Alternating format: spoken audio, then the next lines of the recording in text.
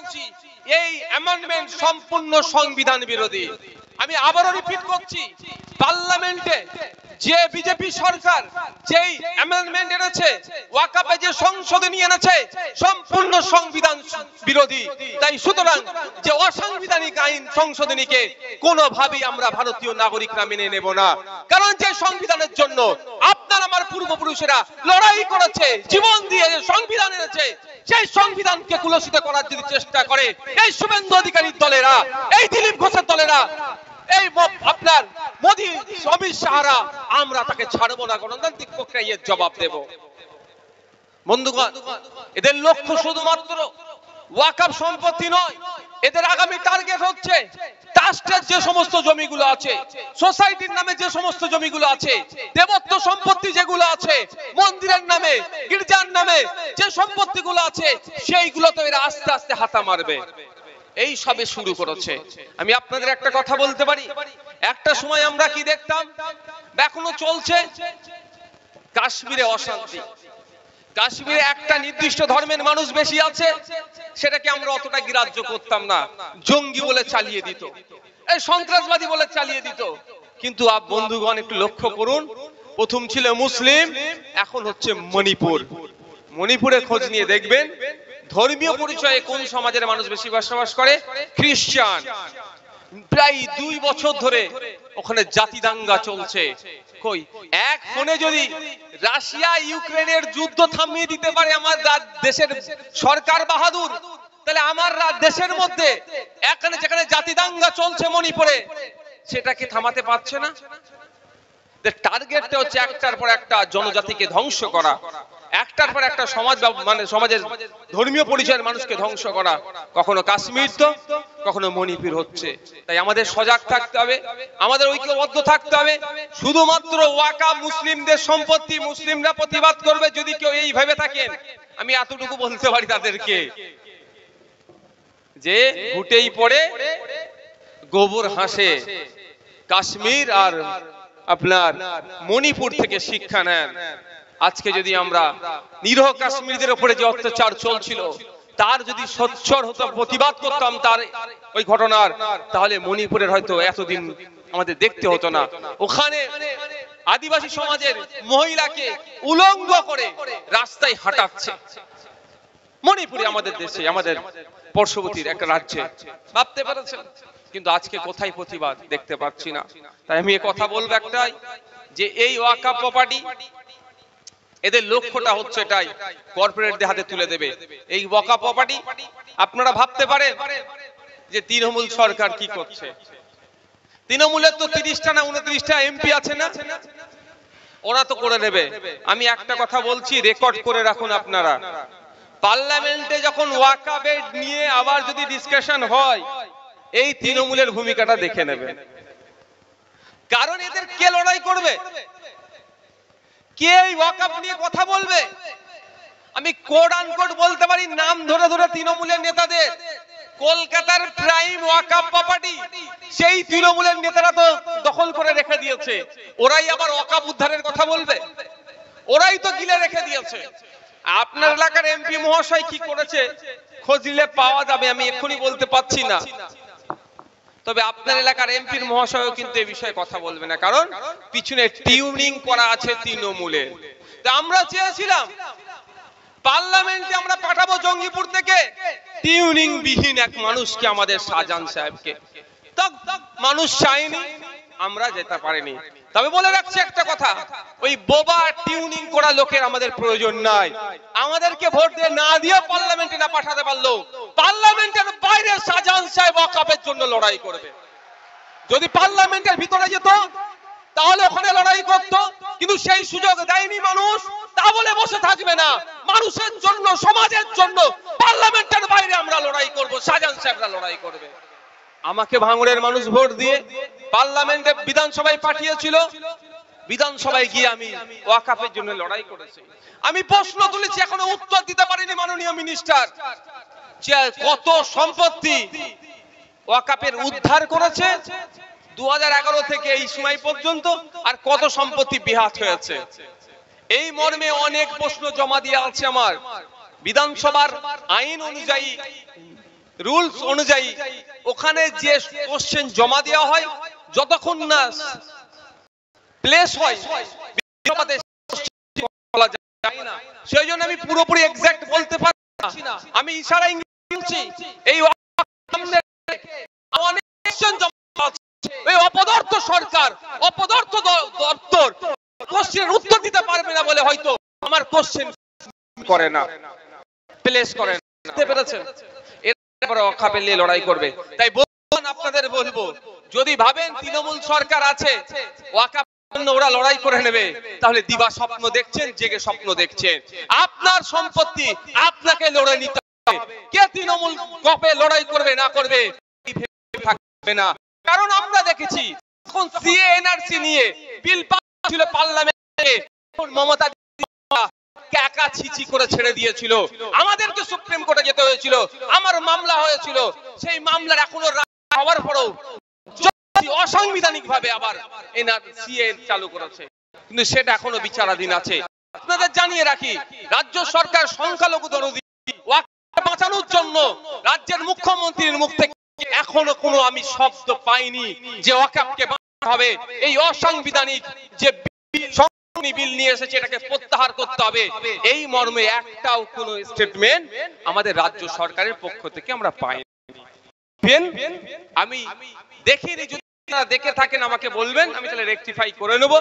আপনাদের জঙ্গিপুরের এমপি জনাব খালিলুর রহমান সাহেবও কিন্তু এই সংশোধনী বিলকে অফ করছি এই মর্মটাও দেয়নি। এদের কথা ভাবলে হবে। শাহজাহান সাহেব কিন্তু বসে নাই। শাহজাহান সাহেবকে আপনারা পার্লামেন্টে পাঠান, কি হয়েছে?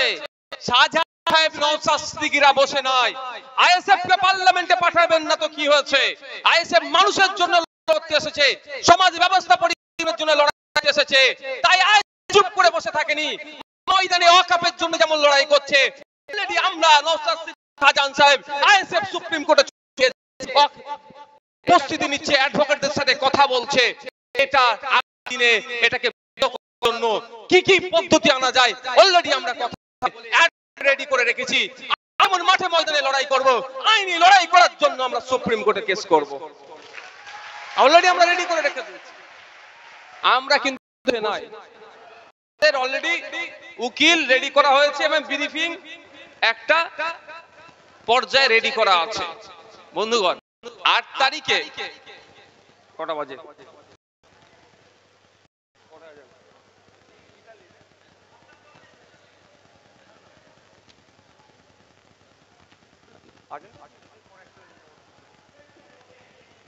বন্ধুগণ, আগস্টের 8 তারিখে পার্লামেন্টে এই বিলটা পেশ হয়েছিল। সেই সময় সব বিরোধী নয়, আমি সব বিরোধীর কথা বলবো না, কিছু এক্সট্রিম অপোজ করার ফলে স্পিকার জয়েন্ট পার্লামেন্ট কমিটি একটা গড়ে দিয়েছিল। জয়েন্ট পার্লামেন্ট কমিটি দেশের মানুষের কাছে মতামত চেয়েছে। কিভাবে মতামত চেয়েছে? ওরা একটা মেল আইডি দিয়েছে, মেল আইডি দিয়ে বলেছে এতে আপনারা মতামত দিন। এখানে কিভাবে মানুষের মতামত অগ্রাধিকার দেওয়া হচ্ছে না।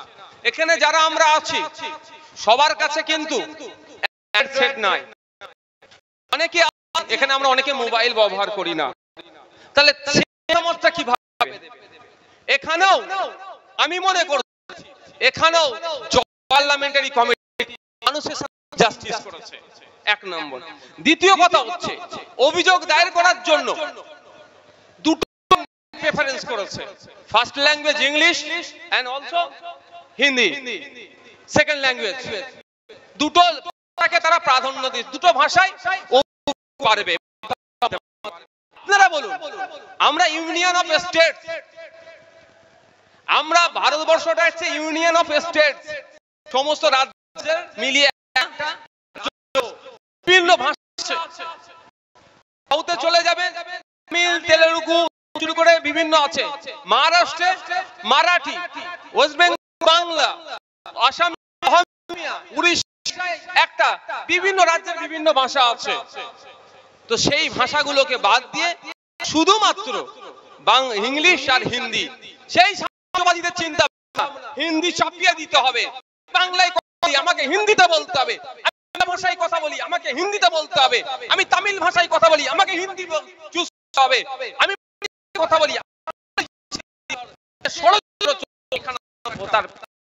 স্ফুটিত হয়েছে। এটাকে আমরা ধিক্কার নিন্দা জানাচ্ছি। যেভাবে মানুষের বাক স্বাধীনতায় তার ভাষার অধিকারকে কেড়ে নিয়ে পার্লামেন্টারি কমিটি, আমরা নিন্দা জানাই। এই ভাষাতেও দুটো ভাষার কথা বলা, ইংলিশ আর হিন্দি, কিভাবে সম্ভব? অনেক মানুষজন আছে আমরা ইংলিশ হিন্দিতে আমরা সেইভাবে সড়গড় নয় আছি তো আমরা অনেকে, কিন্তু আমরা বাংলাতে আমাদের মাতৃভাষা গুগল আরো ভালো সুবিধা করে দিয়েছে, টাইপ না করতে আমরা কি আমরা সেই কার্ডটা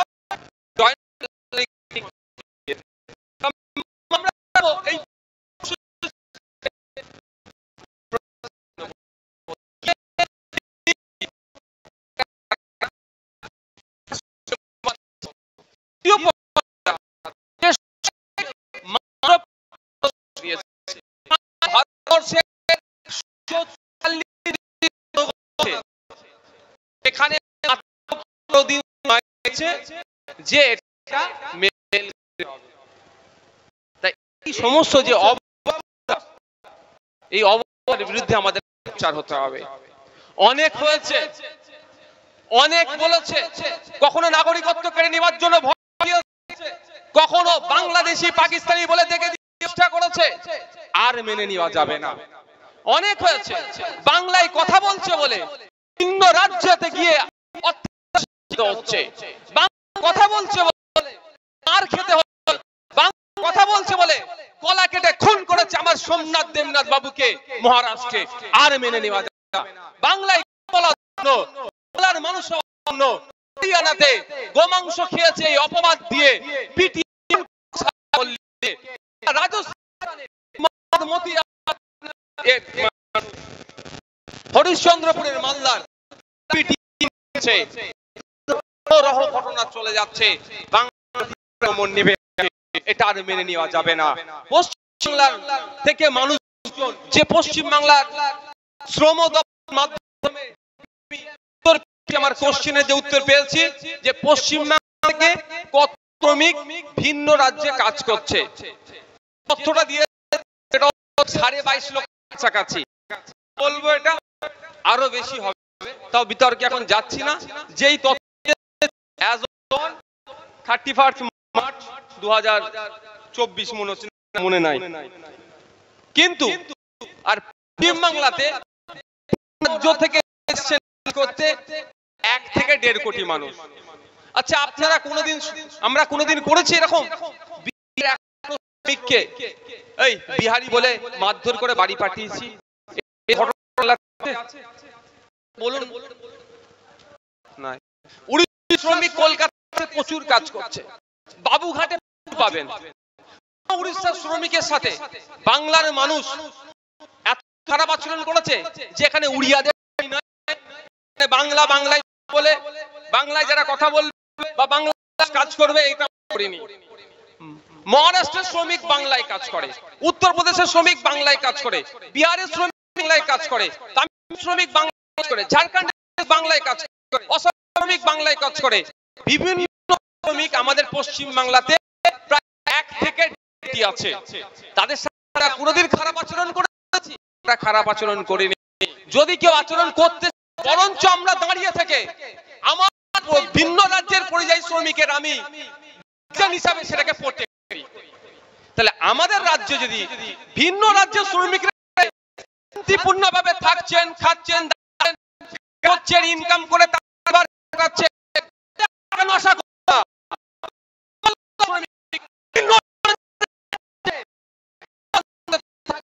আমরা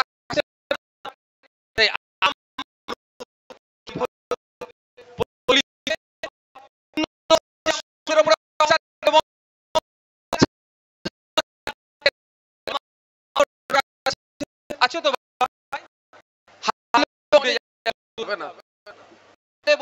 যারা আছে বন্ধুরা আছে, বলুন আপনার বাবা গিয়েছে সুষ্ঠুভাবে থাকে, সেটা তো আমরা সকলেই চাইবো। ঠিক যেমন ভাবে কেরলের বা উত্তরপ্রদেশের কোন এক ছেলে স্কুলে পড়ছে, তার বাবা বাংলাদেশে কাজ করে ইনকাম করছে, তাকে স্কুল ফিস পাঠাচ্ছে এখান থেকে। আপনার বাবা মহারাষ্ট্রে কাজ করছে, ওখানে ইনকাম করে এখানে ফিসটা দিয়ে পাঠাচ্ছে। তো তাহলে ও বিহারের স্কুলে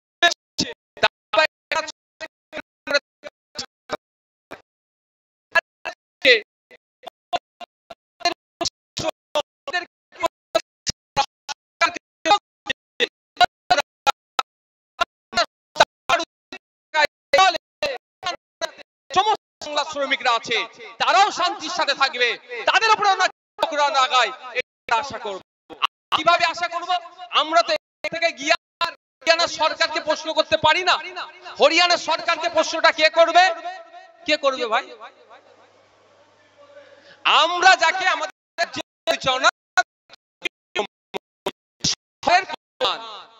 কি করবে? হরিয়ানা সরকারের প্রধানের সাথে কথা বলবে।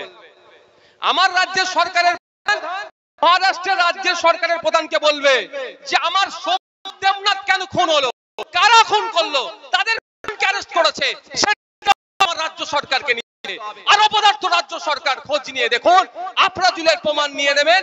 আফরাজুলকে যে খুন তাকে দেখিয়ে সেই সময়ের ভোটটা পার করলে তৃণমূল নির্লজ্জ ওকে দেখিয়ে, কিন্তু তার মামলা রাজস্থানে চলছে, সরকারকে কোন রকমই সহযোগিতা কি দ্বিচারিতা, এটা বুঝতে পেরেছে? আমরা এই মঞ্চ থেকে আজকে দাবি তুলি অন্য রাজ্য সরকারগুলোর সাথে আমাদের রাজ্যের রাজ্য সরকার অবিলম্বে আলোচনায় হবে। আমাদের নিরাপত্তা ব্যবস্থা এখানকার রাজ্য যাতে করে, তার দায়িত্ব ওই রাজ্যকে তুলে নিতে হবে। এবং দাবি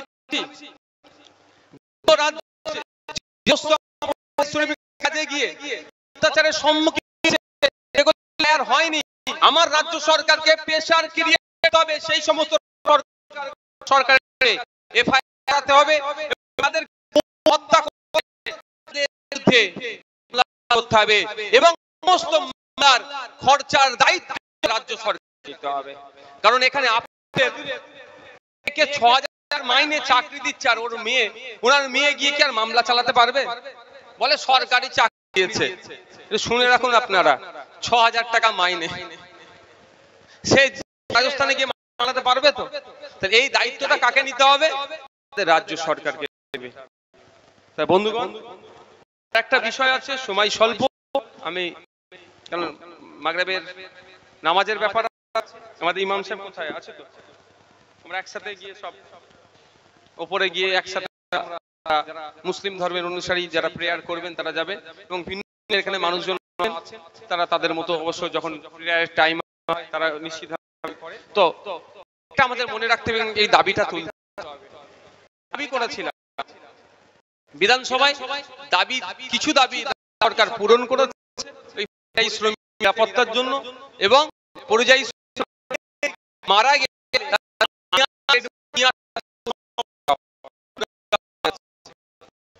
শ্রমিক গঠন করেছে, শরীর অসুস্থতা কি কাজে গিয়ে ভাড়া পড়ে যে হাত পা ভেঙে ক্ষতিগ্রস্ত হয়, এর জন্য একটা ব্যবস্থা রাজ্য সরকার করেছে। এটা এই আইএসএফ এর করার জন্য, করার জন্য, শাহজাহান সাহেব করার জন্য, এটা থাকবে। তাহলে আপনাদের কেউ বাইরে ক্ষতিগ্রস্ত হয়, চ্যানেলে আপনারা অভিযোগ করবেন, ক্ষতিপূরণ পাবেন। কিন্তু আমরা ক্ষতিপূরণ পাওয়ার জন্য আজকে আমি বলছি না, ইনকেস যদি কারো ঘটে যায় সেটাও আমি জানিয়ে রাখছি। তো আমাদেরকে আওয়াজ কি তুলতে হবে যে আমাদের শিল্প করতে হবে, আমাদের শিল্প গড়ে ওঠে, তাহলে আমরা কি করব? আমাদের মুর্শিদাবাদের লোকেরা, আমাদের ত্রিপুরের লোকেরা এখানে কাজ করবে, আমাদের এখানে কাজ করে আমাদের পরিবার পরিজনকে নিয়ে সুখে স্বাচ্ছন্দ্যে থাকবে, তা তুলতে হবে। আর আপনাদের বলি, হয়তো 6 মাস এখনো হয়নি, বলেছিলেন ক্ষমতায় আসলে 6 মাসের মধ্যে শিল্প গড়ে দেখাবো, তাই না? এখন হয়তো 6 মাস হয়নি, ওই জন্য এখন শিল্প গড়ে ওঠে। একটা চ্যালেঞ্জ বিগত দিনে করে, আজকেও করছে। রাজ্য সরকার বলছে না টাকা নাই, টাকা নাই, টাকা নাই। আমি বলেছিলাম আমাকে 1 বছরের জন্য সময় দিই, আমি অর্থটা আমার হাতে দিয়ে আমি অর্থনীতির চাকা ঘুরিয়ে দেখিয়ে দেবো। আজকে এখান থেকে চ্যালেঞ্জ দিচ্ছি, এখান থেকে আমি এখান থেকে চ্যালেঞ্জ দিচ্ছি, মমতা ব্যানার্জি সরকার ব্যর্থ হয়েছে, হাতে দায়িত্ব বছর টাইম দিক, কিভাবে পশ্চিমবাংলার শ্রমিকদের কাজ তুলে দেওয়া যায় এবং শ্রম মূল্যায়ন করা যায়। শাহজাহান সাহেব, নওশাদ সিদ্দিকী, আমাদের হাবিব ভাইরা, মাহি ভাইরা ওরা দেখিয়ে দেবে। এক সময় আছে, অনেক জায়গা, অনেক প্রভিশন আছে। জাস্ট একটা উদাহরণ দিচ্ছি।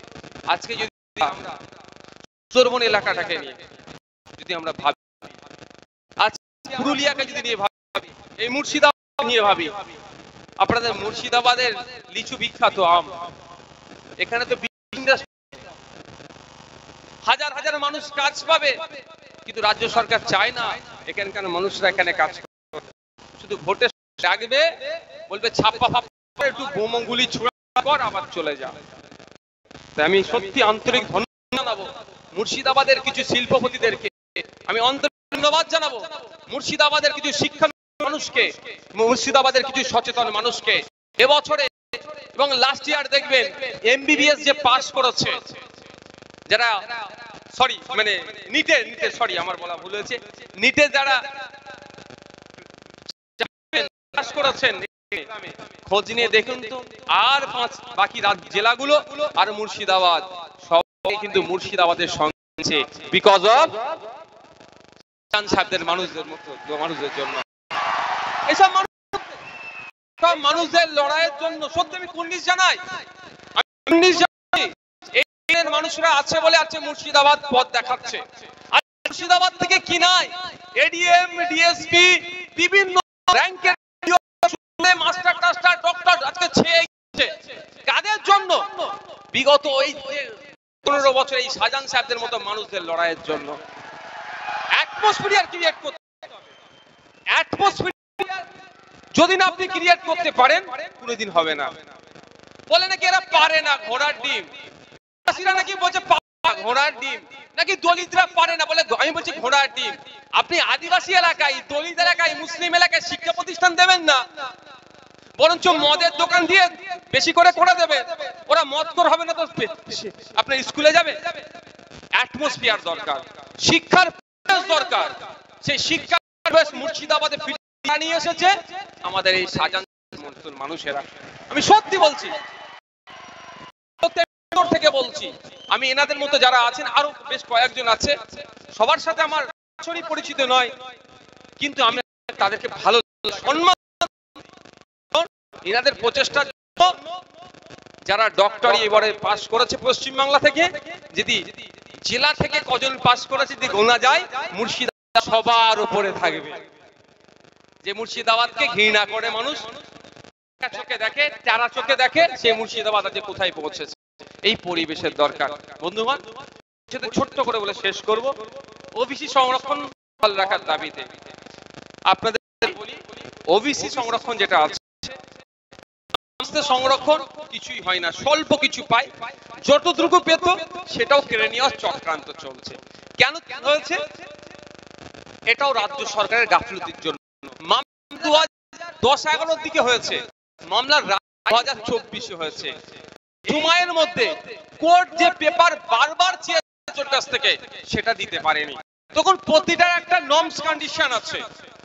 কেউ চাইলে এই প্রতিষ্ঠানে ভর্তি এসে ক্লাস 9-10 এ ভর্তি হতে পারবে না, 7 এ ভর্তি হতে পারবে না, বা মাসের 6 মাস হয়ে গেছে হাতে টাকা গুঁজে দিয়ে ভর্তি হতে পারবে না, কারণ সিলেবাস সেই পারবে না। তাহলে ভর্তি নিয়মে পরীক্ষা দিয়ে অ্যাডমিশন টেস্ট তার চান্স আছে। তো যাদেরকে করা হবে, ব্যাকওয়ার্ড ক্লাস কমিশনের অ্যাক্ট আইন আছে, সেই আইন অনুযায়ী রাজ্য সরকার, মাননীয় সরকারের প্রধান মাননীয় মমতা ব্যানার্জি মহাশয়া সেই গাইডলাইন ওই ক্যাটাগরির মধ্যে করেনি, সার্ভে করেনি, একে ধরেছে, ওকে ধরেছে, ওকে ধরেছে, তুই ওইখানে ধরে দিয়ে দিয়েছে। কেন? আমার ভোটের দরকার। ফলে কি হয়েছে, কোর্টে গিয়ে মুখ পড়েছে। কলকাতা হাইকোর্টে যে 1900 অনেক আছে, তার মধ্যে একটা পয়েন্ট আপনাদের বলি, 1993 এর ওই ব্যাকওয়ার্ড ক্লাস বাতিল হয়ে যাবে। যদি এটা করে দেয় তাহলে এই জনজাতি হয়ে যাবে। কিন্তু এবার হচ্ছে আপনার এটাকে চ্যালেঞ্জ করে সুপ্রিম কোর্টে যেতে অনেক গড়িমাসি করেছিল। আমরা চিৎকার চেঁচামেচি করেছিলাম, এই এখানে আছে জিজ্ঞাসা করে এই বিষয়টাতে অনেকটা অভিজ্ঞতা রাখে, আমার থেকে অনেক বেশি রাখেন। আমাদের যারা আছেন সাথে কথা বলেছিলাম, বিকাশ আমি কথা বলে আলোচনা করেছিলাম যে রাজ্য সরকার গাফিলতি করছে, থাকলে হবে না। সেই জন্য আমরা বসে না থেকে আমরা আমাদের পক্ষ থেকে সুপ্রিম কোর্টে মামলা করেছি, যাতে পশ্চিম বাংলার ওবিসি সমাজের ফ্যাসিলিটি পেত বহাল রাখার জন্য, এবং হাইকোর্ট যে অর্ডারটা দিয়েছে ওটাকে স্টে করা যাতে করা হয়, সেই জন্য এই নওশাদ সিদ্দিকীরা, এই মাহিদারা, এই শাহজাহান সাহেবরা সুপ্রিম কোর্টে ছুটে চলে গিয়েছে আপনাদের জন্য। যদিও রাজ্য সরকার গিয়েছে প্রথম পর্বে যে উকিলগুলোকে দিয়েছিলেন, আমি কোন উকিলকে আমি খারাপ বলছি না, কিন্তু গুড বেটার বেস্ট আছে, তো গুড বেটার বেস্ট আছে, সেই লেভেলের কথা আমি বলছি। চোরেদেরকে বাঁচানোর জন্য, চাকরি চোরেদেরকে বাঁচানোর জন্য, রেশন চোরেদেরকে বাঁচানোর জন্য, বিভিন্ন স্ক্যামের সাথে যুক্ত হয়েছে এই চোরগুলোকে বাঁচানোর জন্য সুপ্রিম কোর্টে কপিল সিব্বলের মতো সিনিয়র অ্যাডভোকেট, নামি দামি অ্যাডভোকেট অ্যাপয়েন্ট করছে, অভিষেক মানু সিংভির মতো নামি দামি উকিল অ্যাপয়েন্ট করছে। কিন্তু যেখানে মুসলমানদের সমস্যা, পিছড়ে বর্গের গরিব সমাজের মুসলমানদের সমস্যা, এক্ষেত্রে উকিল যাদের দিয়েছিল সেই ওই গুড বেটার বেস্টের ক্লাসিফিকেশন হয়ে গিয়েছিল, ক্যাটাগরিতে চলে গিয়েছিল। সেই জন্য আমি কলকাতার রাজপথে দাঁড়িয়েছিলাম, হিয়ারিং এ যদি সেই ওই টপ ক্লাসের অ্যাডভোকেটকে যদি না অ্যাপয়েন্ট করে তাহলে কি করতে হয় সেটা বুঝিয়ে দেব। রাজ্য সরকার নড়ে চড়ে বসে দ্বিতীয় হিয়ারিং থেকে ও আপনার কপিল সিব্বলকে ওনারা অ্যাপয়েন্ট করেছে, অ্যাপয়েন্ট করতে বাধ্য হয়েছে কে, আইএসএফ এর চিৎকার করার জন্য, না হলে হয়তো দিত না, ওটাকেও এড়িয়ে যাওয়ার চেষ্টা করতো। তাই প্রতিনিয়ত যখন হিয়ারিং হচ্ছে, যেদিনই হচ্ছে, আমরা আমাদের পক্ষ থেকে আমাদের গাঁটের টাকা খরচ করে আমরা লয়ারকে, যারা স্বনামধন্য লয়ার আছেন, স্বল্প কিছু নিচ্ছেন, তারাও আমাদেরকে সহযোগিতা করছেন। বিকাশ বাবু, শামীম দ্বারা যারা আছেন, তারা ন্যূনতম এ নিয়ে, সরি বিকাশ স্যার তো এই বিষয়ে কোনো কিছু নেয়নি, শামীম দাও নেয়নি, শুধু আপনার যিনি সুপ্রিম কোর্টে আছেন, যিনি ওটা কি অ্যাফর্ম করেছে নাকি নামটা অ্যাপয়েন্ট করে, যিনি মানে ওখানেটা যিনি লয়ার হিসাবে আছে, তারা কিছু সামান্য পারিশ্রমিক আমরা দিয়েছি। তো আমাদের জন্য তারা লড়াই করছে। কিন্তু প্রশ্ন এখানে আমার, এতদিন রাজ্য সরকার কেন ওই কি ওবিসি হবে কি হবে না সার্ভেটা কেন করলো না, এটা মাথায় রাখবেন।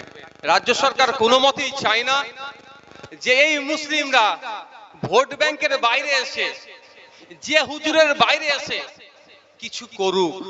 রাজ্য সরকার সব সময় চায় এই মুসলিমরা, আমি কোড আনকোড বলছি, আমি এটা বলছি বলে কেউ যদি আমাকে সাম্প্রদায়িক বলে আমার কিছু করার নাই, কারণ আমার আদিবাসীর উপরে যখন অত্যাচার হয় আমি আদিবাসী বলেই বলি, আমার দলিতের উপরে যখন অত্যাচার হয় আমি আমার দলিত বলেই বলি, আজকে আমার মুসলিমের উপরে অন্যায় হচ্ছে, ইনজাস্টিস হচ্ছে, তাই আমি মুসলিম বলেই বলছি। রাজ্য সরকার কোনোদিন চায় না এই কচি কচি বাচ্চা যারা বা বড় আছে তারা প্রতিষ্ঠিত হোক, তারা প্রশ্ন করুক, এটা চায় না। রাজ্য সরকার সব সময় চায় যে এদেরকে সিএ এর ভয় দেখাবো, এদেরকে বলবো বিজেপি চলে আসছে, এদেরকে যা ভয় দেখাবো এরা মেনে নেবে, অশিক্ষিত থাকবে, গামার থাকবে, মূর্খ থাকবে, ওই 100-1000 টাকা লক্ষ্মীর ভান্ডার হাতে ধরিয়ে দেবো, আর বাকি আমরা সাম্রাজ্য চালাবো, ভোটটা আমরা নেব। আর আমার এই বাচ্চাগুলো, আমার এই শিশুগুলো যদি শিক্ষিত হয়ে প্রতিষ্ঠিত হয়ে যায়, সমাজকে আলোকিত করবে, সমাজকে আলোকিত করবে। আমি তার একটা প্রমাণ আপনাকে দিয়ে যাচ্ছি। ভয়েস স্কুল আপনাদের, তাই তো, কবে তৈরি হয়েছে? 2012-13 দিকে তৈরি হয়েছে। এখানে বারা একটু সিনিয়র মানুষ আছে, বলুন তো 2000 সালে এখানে শিয়াল ঘুরতো না? একটু আওয়াজ দেন না। হ্যাঁ, কুকুর শিয়াল ঘুরতো না? মানুষ অন্ধকারে ওর ভেতরে যেতে পারতো? ভয়ই যেত না। ভয়েস হয়েছে, আলো ছড়িয়েছে, এখন চিকমিক করছে। তো শিক্ষা প্রতিষ্ঠান থাকলেই আলো ছড়াবে, আর যারা ওই প্রতিষ্ঠান থেকে যে আলোগুলো বার হবে যেখানে যাবে তার আশপাশকে আলোকিত করবে। আজকে এখানে 750 বাচ্চা এখানে পড়াশোনা করে, আপনার 750 তো এই 700 750 বাচ্চা পড়াশোনা করে। এরা শিক্ষিত হয়ে যখন 750 এলাকাতে ছড়িয়ে যাবে, 750 এলাকা আলোকিত হয়ে যাবে, এরা চাকরি পেলে আরো 7,500 এলাকাকে আলোকিত করে দেবে। তাহলে আর ভয় দেখিয়ে বা ভোটের সময় হাতে বোমগুলি পিস্তল তুলে দিয়ে তাহলে ভোট করাতে পারবে এদেরকে দিয়ে? আর তাহলে ওদের ক্ষমতা, আর ওরা গদিতে থাকতে পারবে না। ওরা গদিতে থাকার জন্য আপনার আমার সংরক্ষণ কিভাবে বাতিল হয় তার অপচেষ্টা চালাচ্ছে। ওরা গদিতে থাকার জন্য পশ্চিম বাংলায় 8,500 শিক্ষা প্রতিষ্ঠান বন্ধ করে দিয়ে 21-22 মদের লাইসেন্স দিয়ে দিয়েছে। ওরা গদিতে থাকার জন্য আপনার আমার পরিবারের ছেলেগুলোকে ধ্বংস করে দিচ্ছে। তাই বলবো সজাগ সতর্ক হন।